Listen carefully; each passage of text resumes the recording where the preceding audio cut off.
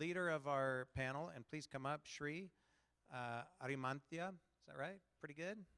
Thanks. Come on up. So if you could put the bios up for me, that would be helpful. So Sri is the managing director of the India Global Lead Workforce Management at CSC. More than 20 years in immigration. He's been responsible for multiple strategic operations and workforce planning. He's a Six Sigma black belt and a change management leader, and has received his bachelor's and master's degrees. He's highly capable individual, and we're very grateful for Sri coming here to lead this panel. We also have Praveen Abali, and he's Director of Global Mobility and Operations at CGI.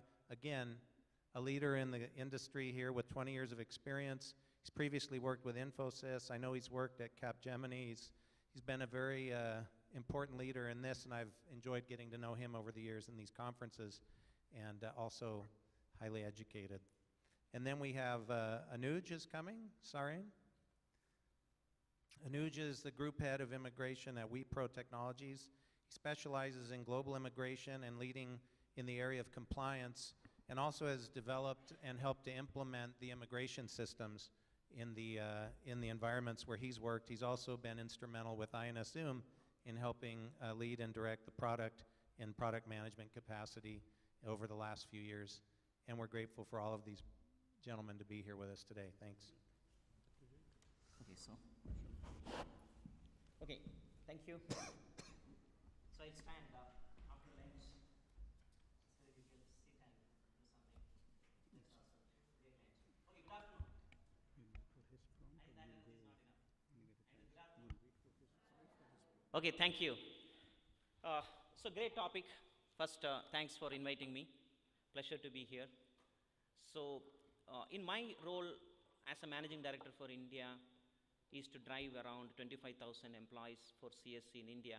Now all of you know that we announced integration with HP, and HP integration will be completed by this year end, fiscal year end, and from April 3rd we are going to be a $26 billion independent IT service company.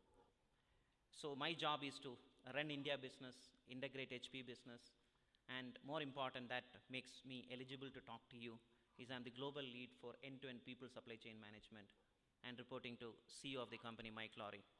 So what I would like to do in next 10 minutes is really talk about the opportunity really to integrate end-to-end people supply chain management process systems and automate it, where the global mobility is one critical component of end-to-end people supply chain management.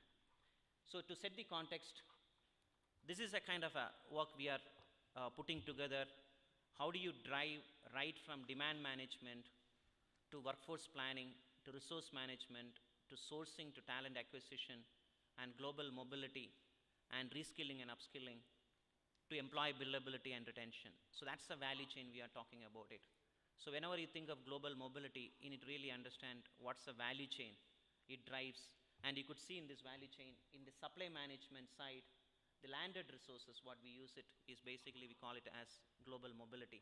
And in order to get the landed resources across the globe, not only in America, as UK, and UK immigration laws are getting tougher, European countries, especially Nordic, we also do a lot of immigration to Australia and Middle East countries like Dubai, Qatar, and other places, and the Southeast Asian countries. So our immigration spread around across the globe. We operate in 73 countries, and at least 30% of these countries, we have landed resources from India. In fact, today when we measure our global population, we earlier used to call offshore resources, that's low-cost countries like India, Vietnam, Philippines, or Malaysia.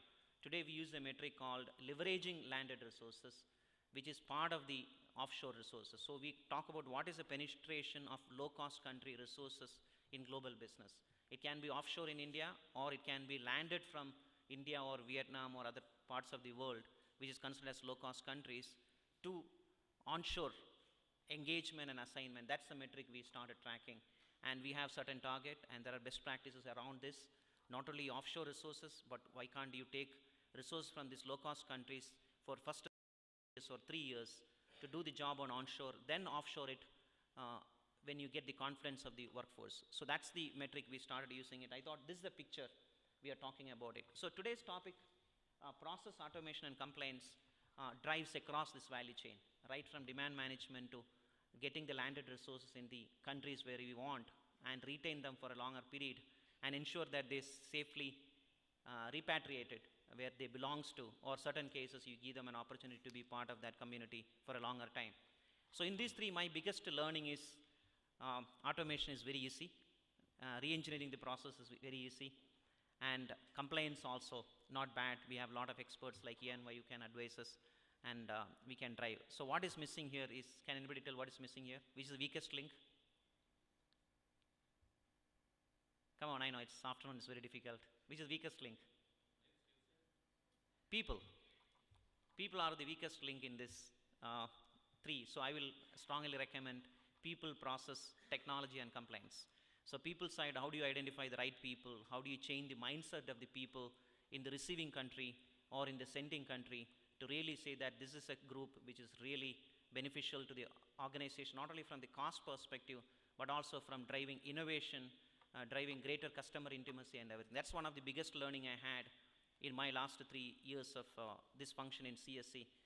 We know the economics on global mobility. We know the how this resource can drive value, but how do you really convince my leaders onshore to say that leverage more these resources? And that they will come with a lot of excuses, a lot of challenges, but how do you work on that challenges using technologies, using process and compliance? So people is one of the biggest link or weakest link in this. So again, from the business perspective, today all IT organization, knowledge organization are going through challenges within terms of revenue, in terms of operating margin, and also in terms of what you call it as driving the customer satisfaction, or we call it as NPS. And once you drive these three, your EPS goes up.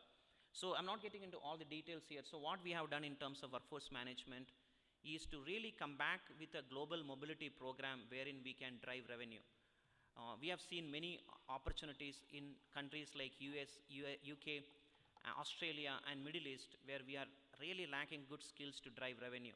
So we have been convincing our management, why can't we use landed resources to drive revenue? And the next one is, all of us are challenging with the cost. If you really look at the operating margin in IT industry varies from minus to plus 25. You know that companies like Wipro, TCS, Infosys drives greater operating income, but when it comes to companies like CSC, HP, our operating income are less than 10%. So we are really convincing our management, how do you drive cost using better global mobile workforce, and how can we use landed resources to drive efficiency in the business and economics. So that's the context we have been driving. Interest of time, I'll just talk about this slide and talk about the opportunity of technology and process and compliance to drive greater efficiency. So once we established and convinced our global leaders that landed resources are very important, or global mobility is important to drive revenue, drive margin, as well as drive innovation, the next challenge comes to us is how do you quantify that, and how do you convince them in terms of, and how do you track the benefit over a period of time.